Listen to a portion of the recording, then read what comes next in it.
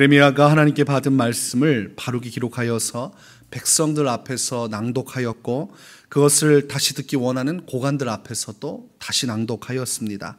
고관들은 자신들의 성공을 위하여서, 그리고 자신들의 안위를 위하여서는 이 말씀을 없앴어야 합니다. 어떠한 문제도 될 것이 없도록 스스로가 이것을 삭제했어야 되는데, 위험을 감수하고서라도 하나님의 말씀을 있는 그대로 왕에게 고하기로 이들은 결정을 합니다. 그것이 하나님에 대한 충성이고 그것이 왕에 대한 충성이라고 생각을 한 것입니다. 본문 20절 말씀을 보니까 바룩이 작성한 두루마리는 서기관 엘리사마의 방에 두고 그들이 나아가서 왕의 귀에 두루마리의 내용을 있는 그대로 고했다고 되어 있습니다. 그러자 왕이 여후디를 보내서 그 원본을 가지고 오라고 명령합니다. 그 두루마리를 가지고 오라고 명령을 하고 자신과 자신의 신하들 앞에서 낭독을 하게 됩니다. 그러니까 낭독의 차례로 얘기한다면 세 번째 차례가 되는 것이죠. 그 세 번째로 하나님의 말씀이 이제는 왕과 왕의 신하들 앞에서, 그리고 그것을 왕에게 고했던 모든 고관들 앞에서 낭독되기 시작합니다. 성경적으로 그 시기를 9째 달이라고 기록합니다. 여기에서 9째 달은 11월과 12월을 이야기합니다. 그러니까 추운 겨울이었습니다. 성경 말씀을 보니까 왕이 겨울 궁전에 있었고 그 앞에는 화로가 있었다고 되어 있습니다. 뜨거운 불길이 치솟고 있는 화로가 있는 그 장소에서 모든 하나님의 고관들 그리고 신하들 앞에서 이 말씀이 낭독이 되어졌습니다. 그런데 이 말씀을 듣고서 행동하는 왕과 신하들의 모습이 생각했던 것과는 전혀 다른 쪽으로 흘러가게 됩니다. 23절을 보니까 여후디가 서너 쪽을 낭독하면 왕이 면도칼로 그것을 연하여 베어 화롯불에 던져서 두루마리를 모두 태웠더라고 기록을 하고 있습니다. 하나님의 말씀이 기록되어 있는 두루마리를 감히 왕이 태워버리라고 명령하고 스스로 그것을 없애버린 것입니다.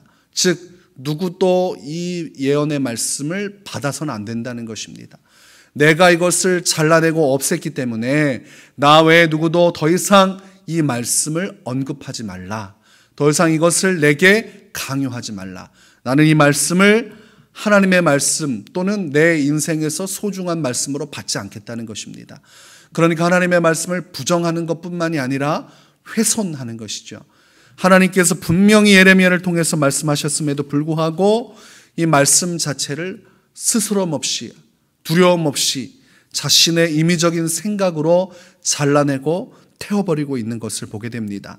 24절을 보니까 왕과 그의 신하들이 이 모든 말을 듣고도 두려워하거나 자기들의 옷을 찢지 아니하였고, 이들이 과관입니다. 아무것도 하지 않고 회개도 하지 않고 두려워도 하지 않고 하나님의 말씀이 불타는 것을 보면서 누구 하나 마음속에 양심의 가책을 느끼지 않습니다. 하나님의 말씀이 선포되었음에도 한편에 있는 왕과 그의 신하들은 이 말씀을 우습게 여기고 불에 태우면서도 전혀 두려워하지 않았습니다. 하나님의 말씀을 두렵고 떨림으로 받지 않고 있는 것입니다. 우습게 생각하는 것입니다. 오늘날 교회 예배를 우습게 여기는 것처럼 이 당시에 하나님의 말씀을 우습게 여기고 폄하하고 훼손하는 일이 있었습니다. 그런데 애타는 사람들이 있었습니다. 이것을 왕에게 고했던 사람들, 자신들이 피해를 볼 것을 알면서도 이것을 왕의 귀에 들려왔던 사람들은 애가 탔습니다. 하나님의 말씀인데 저렇게 대하면 안 되는데, 왕이 저 말씀을 듣고 회개해야 되는데 저렇게 면도칼로 잘라내고 버리니까 이들의 마음이 얼마나 괴로웠겠습니까? 25절에 보니까 엘라단과 들라야와 그 마리아가 왕께 두루마리를 불사르지 않도록 아뢰어도 왕이 듣지 아니하였으며, 한쪽에서는 만류하고 한쪽에서는 시큰둥합니다. 그리고 두려움 없이 하나님의 말씀을 태워버리고 있습니다. 회개의 마지막 기회가 불태워지고 있는 것을 보게 되는 것이죠. 지금 왕은 하나님의 말씀, 정말 거짓이라고 생각하는, 우습게 생각하는 말씀을 훼손하는 것으로 끝나는 것이 아니라 지금 자신이 살 수 있는 마지막 기회조차도 불태워버리고 있는 것입니다. 자신의 인생을 지금 지옥 불 가운데로 날려버리는 행위를 하는 것입니다. 곧 하나님의 말씀은 왕의 생명과 같고 나라의 생명과 같은 것입니다. 말씀을 부정하고 말씀을 훼손하면 내 영혼 그리고 내게 관련된 모든 사람들의 삶조차도 다 불태워지는 것과 같습니다. 그러니까 지금 이 말씀을 우리는 온전히 잘 깨달아야 됩니다. 말씀은 곧 생명이구나. 말씀을 우습게 여기고 함부로 불태우거나 훼손하는 자들, 말씀 앞에서 뻣뻣하고 그 말씀을 받지 않는 자들은 결국은 멸망하게 되는 것이구나. 이렇게 깨닫게 되는 것입니다. 하나님의 말씀이 예레미야에게 임합니다. 이미 예레미야는 숨어있는 상태입니다. 이 예레미야에게 임한 하나님의 말씀은 여호야김 왕에 대한 심판으로 주어집니다. 30절에 말씀하시기를 그러므로 여호와께서 유다의 왕 여호야김에 대하여 이와 같이 말씀하시니라. 그에게 다윗의 왕위에 앉을 자가 없게 될 것이요 그의 시체는 버림을 당하여 낮에는 더위 밤에는 추위를 당하리라. 시체가 온전히 장례식을 치르지 못하고 방치될 것을 말씀합니다. 처참한 죽음이고 죽어서도 영광을 얻지 못할 것이고 결국은 이것은 그의 영혼이 하나님께 구원받지 못하고 버림받았음을 의미하는 것입니다. 하나님 앞에 이 말씀을 훼손한다고 해서 덮어둔다고 해서 태워버린다고 해서 문제가 해결되느냐? 그렇지 않습니다. 하나님께서는 예레미야에게 다시 새로운 두루마리에 내가 명한 것을 기록하라고 말씀하십니다. 말씀을 부정하고 태웠는데 또다시 하나님의 말씀은 임하여졌고 또 기록되어집니다. 그리고 더 추가적으로 왕에 대한 심판까지도 기록되어지게 되었습니다. 하나님의 말씀을 덮어둔다고 해서 끝날 문제가 아니에요. 하나님의 말씀을 훼손한다고 해서 끝날 게 아닙니다.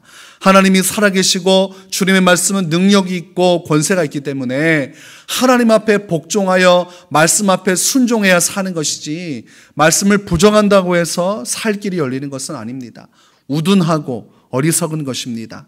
요한계시록 22장 19절에 만일 누구든지 이 두루마리의 예언의 말씀에서 제하여 버리면 하나님이 이 두루마리에 기록된 생명나무와 및 거룩한 성에 참여함을 제하여 버리시도다.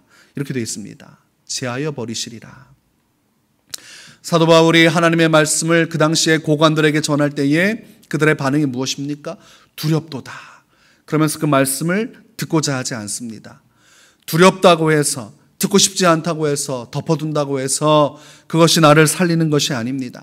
사자 앞에서 타조가 두렵다고 고개를 숙이고 구덩이에 자기 머리를 박는다고 해서 그것이 근본적인 해결이 아닌 것입니다. 말씀을 오늘 말씀처럼 그렇게 화로에 불태워버린다고 해서 없어지는 것이 아니에요. 지금 하나님의 말씀은 바벨론이 애굽을 심판하고 결국은 하나님 앞에 복종하지 않으면 이 바벨론을 통하여 이 유다도 멸망하게 될 것을 누차히 말씀하고 계십니다. 회개하라, 돌아봐라. 그런데 왕은 어떻게 말합니까? 이걸 전면 부정하고 애굽과 바벨론의 전쟁에서 애굽이 승리하여 자신을 도와줄 것이라고 생각을 합니다. 그러니까 하나님께서 바벨론을 세우시고 바벨론으로 심판하시는데 그들의 마음속은 친애굽 정책을 펴는 것입니다. 끝까지 애굽과 함께 하겠다는 것입니다. 그러다가 지금 하나님의 말씀마저도 부정하고 결국은 감당하지 못할 일들이 그들에게 일어나게 되는 것이죠. 예레미야의 말씀을 통해서 우리는 하나님의 말씀 앞에서 겸손해야 한다는 것을 깨닫습니다. 주의 말씀은 훼손한다고 해서 덮어둔다고 해서 끝나지 않습니다. 어차피 또 두루마리 책에 주의 말씀은 기록되고 하나님의 뜻대로 모든 일들이 이루어집니다. 그러니까 하나님의 말씀을 우리는 존중하고 이 말씀을 소중히 여기고 이 말씀을 가슴에 새겨서 이 말씀을 따라서 온전히 나가야지 이 말씀을 부정하고 훼손하고 태워버리는 일은 해서는 안 되는 것입니다. 그러면 오히려 더 큰 심판이 닥치는 것입니다. 그래서 우리 마음속에 주의 말씀을 훼손하지 않겠습니다.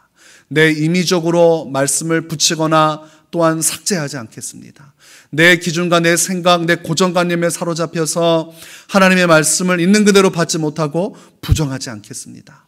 오직 있는 그대로 말씀하신 그대로 내가 회개하여서 말씀에서 깨어지는 삶을 살겠습니다. 말씀을 불태워버리고 나는 내 길을 가겠노라 이런 어리석은 삶을 살지 않겠습니다. 이렇게 말씀 앞에서 결단해야 됩니다. 하나님의 말씀은 영원하고 하나님의 말씀은 완전하기 때문에 이 말씀을 있는 그대로 받고 순종할 수 있는 겸손의 자세 오늘 그것을 주님 우리에게 명령하고 계십니다. 오늘도 말씀을 멀리 하지 마시고 주의 말씀을 가까이 하시기 바랍니다. 그리고 오직 주의 말씀을 잘 분별할 수 있기를 기도하시기 바랍니다. 그리하여 분별된 신앙을 가지고 바른 신앙을 가지고 오직 주의 말씀을 따라 참된 신앙의 길로만 나아가시기를 주의 이름으로 축원합니다.